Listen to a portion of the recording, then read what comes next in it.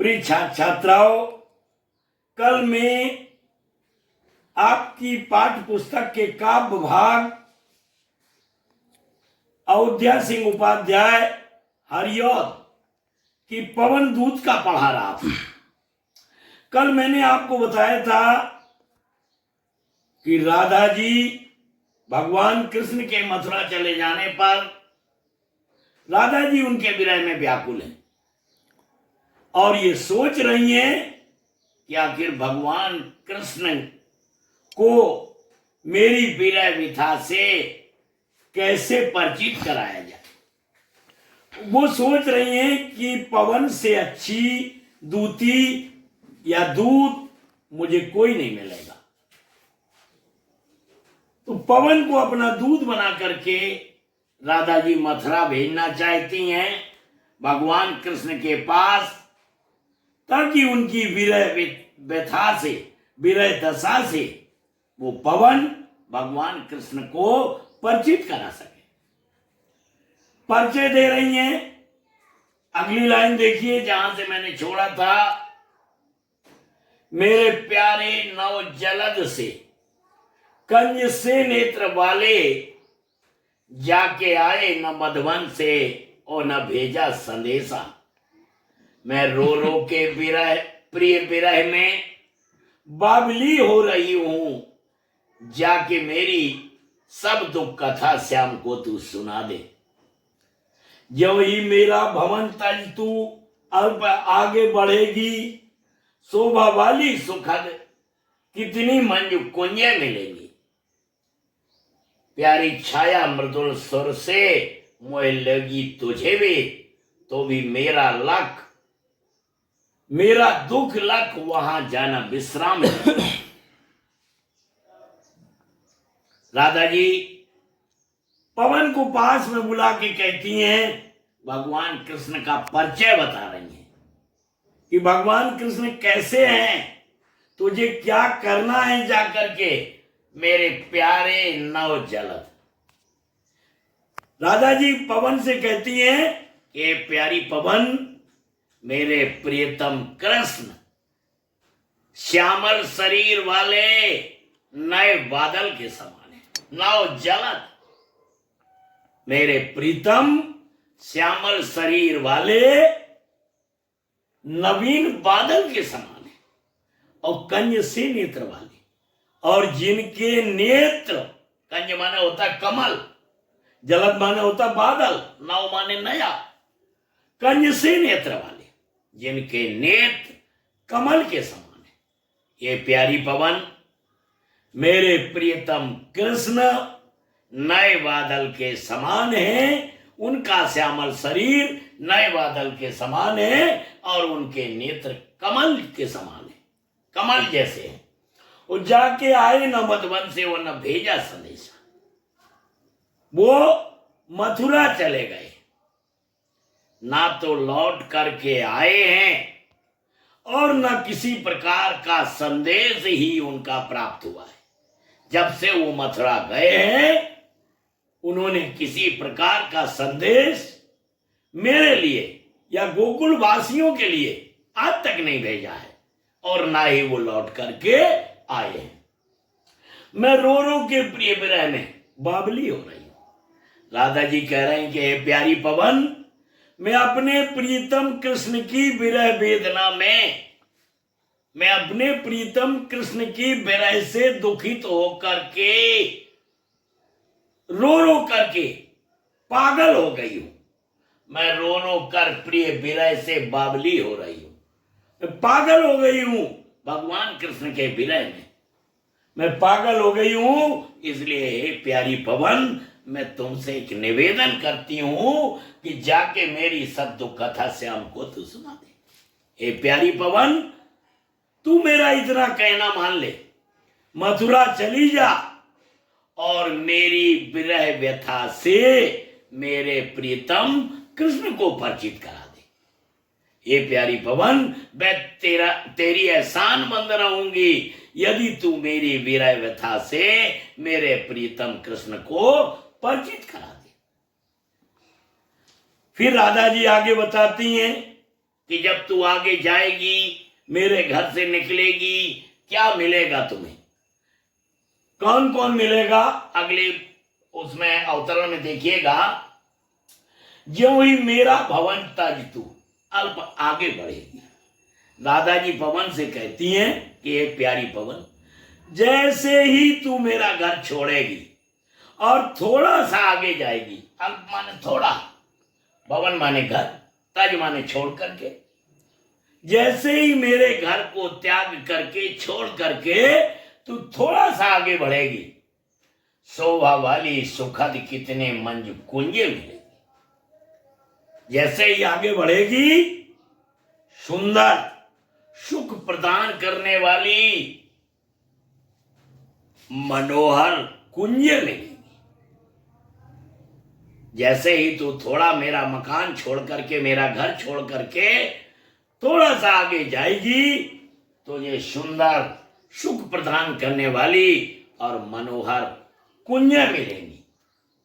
प्यारी छाया, उन कुंजों की छाया शीतलता प्रदान करने वाली होगी, बहुत ही सुखद होगी, और उन कुंजों में मृदुल स्वर से मोह लेगी तुझे वे, और उन कुंजों में पक्षी मधुर कलरव कर रहे होंगे,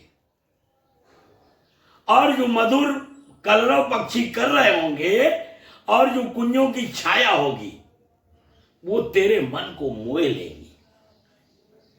तू उसमें मुग्ध हो जाएगी, उस छाया को देख करके, उन पक्षियों के कलरव को सुन करके तू मुग्ध हो जाएगी।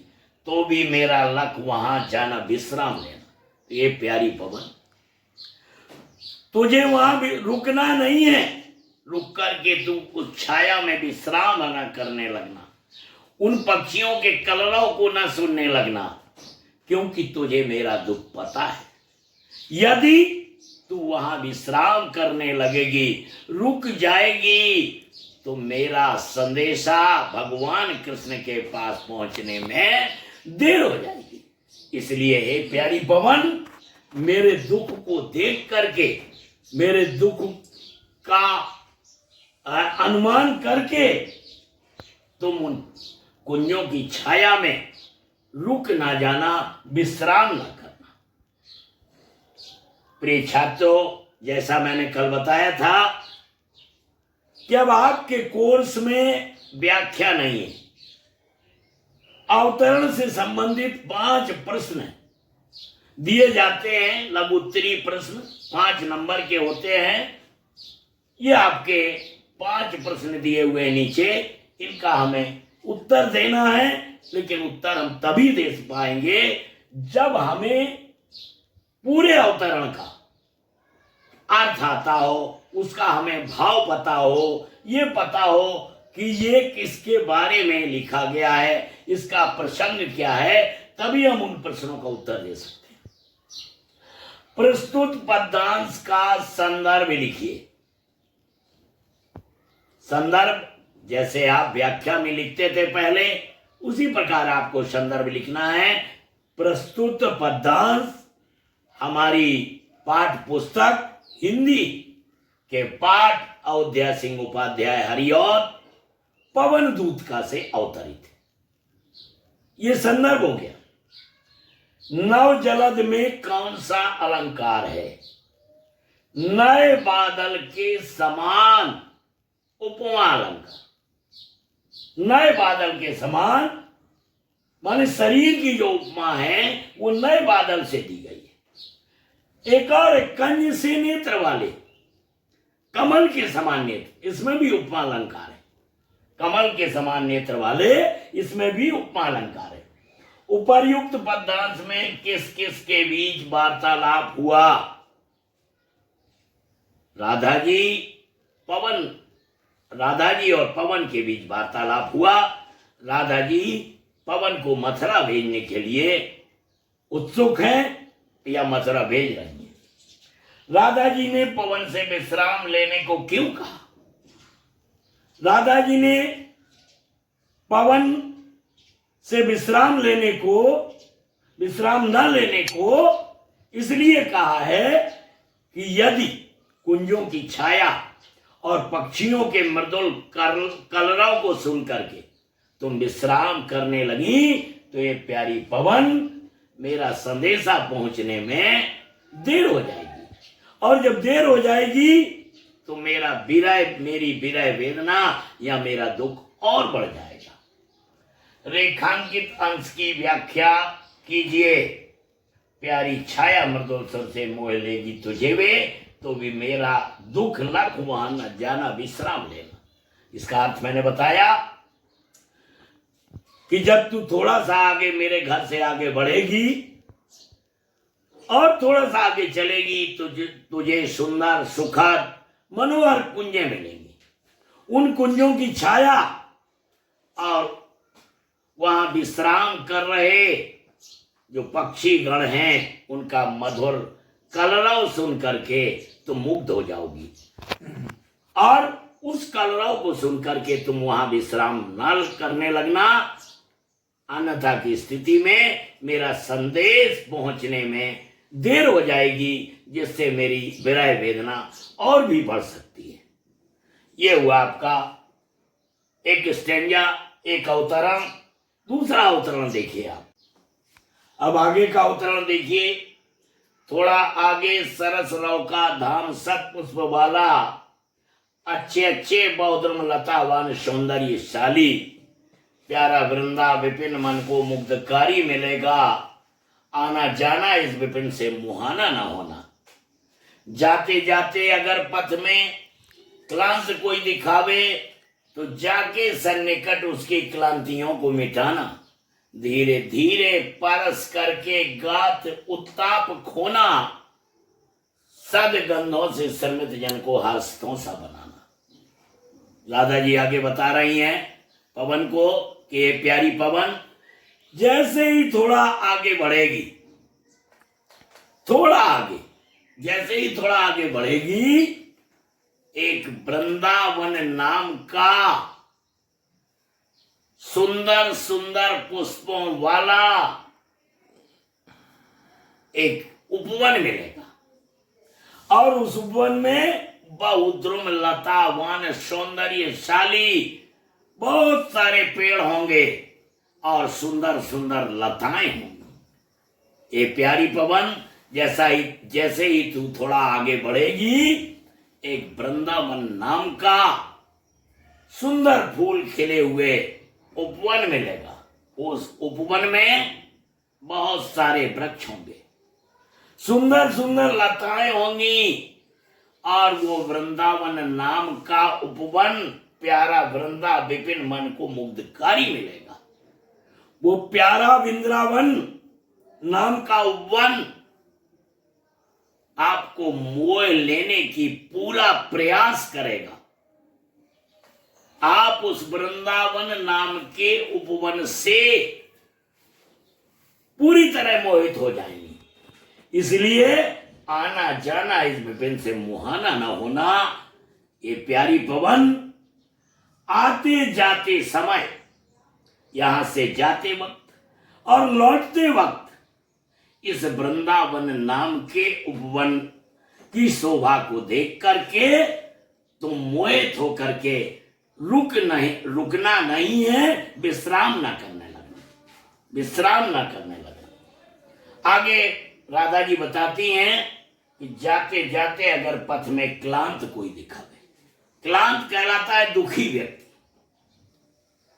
ए प्यारी पवन, जब तू रास्ते में मथुरा जा रही होगी, अगर कोई दुखिया पथिक मिल जाए, कोई दुखी व्यक्ति तुझे रास्ते में मिल जाए, तो जाके सन्निकट उसकी क्लांतियों को मिटाना। सन्निकट माने नजदीक, पास, क्लांतियों माने दुख। तो तुम्हें उस व्यक्ति के पास जाकर के उसके दुखों को दूर करना है, क्योंकि आर्त और दुख दूर करना सज्जन पुरुष का कर्तव्य होता है।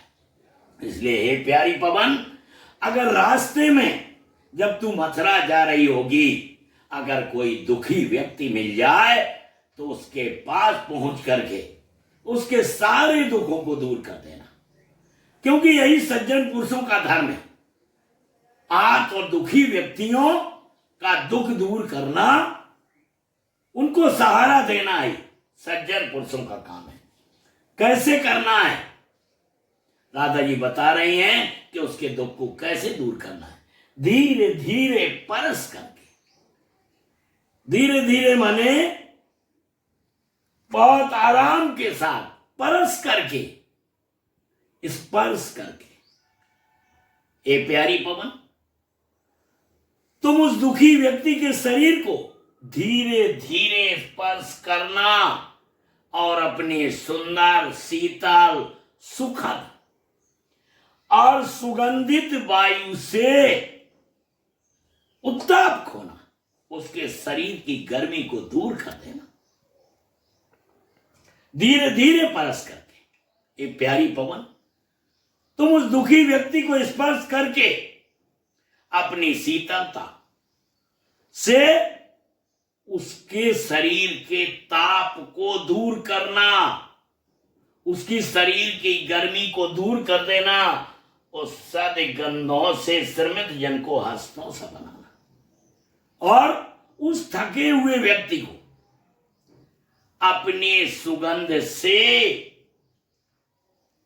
खुश करना, प्रसन्न कर देना, सुगंध से उसको प्रसन्न कर देना, हर्षों सा बनाना।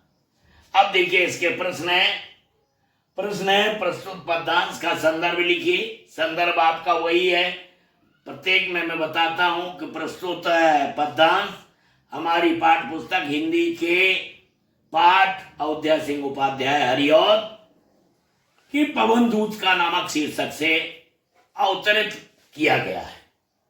वृंदावन नामक उपवन किस प्रकार से मोहित करता है या करेगा। वृंदावन नामक उपवन में बहुत सुंदर सुंदर फूल खिले हैं, बहुत सारे पेड़ हैं, सुंदर लताएं हैं। इसलिए राधा जी पवन से कहती हैं कि ये प्यारी पवन, वो वृंदावन नाम का उपवन तुम्हें मोह लेगा। किसी दुखी व्यक्ति का दुख दूर करने के लिए राधा ने क्या उपाय बताया, क्या कहा राधा ने? धीरे धीरे परस करके गात उत्ताप को, गात माने होता शरीर, उत्ताप माने हुआ गर्मी। राधा जी बता रही कि प्यारी पवन, अगर कोई दुखी व्यक्ति तुझे रास्ते में मिल जाए तो उसके दुख को कैसे दूर करेंगे?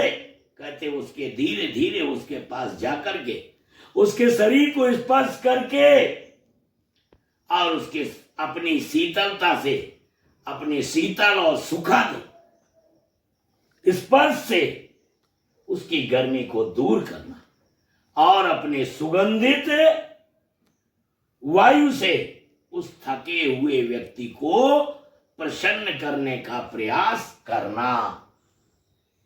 प्रस्तुत पद्यांश में रस लिखिए। इसमें वियोग श्रृंगार का वर्णन है, क्योंकि पूरा पद ही जो पवन दूत का लिखा गया है, इसमें पूरा वियोग श्रृंगार का वर्णन किया गया है। राधा जी भगवान कृष्ण के वियोग, उसमें विरह में या वियोग में दुखी है, इसलिए इसमें वियोग श्रृंगार का चित्रण किया गया है। आगे देखें, लज्जाशीला पथिक महिला जो कहीं दृष्टि आए, होने देना बरकत बसना तो ना तू सुंदरी को।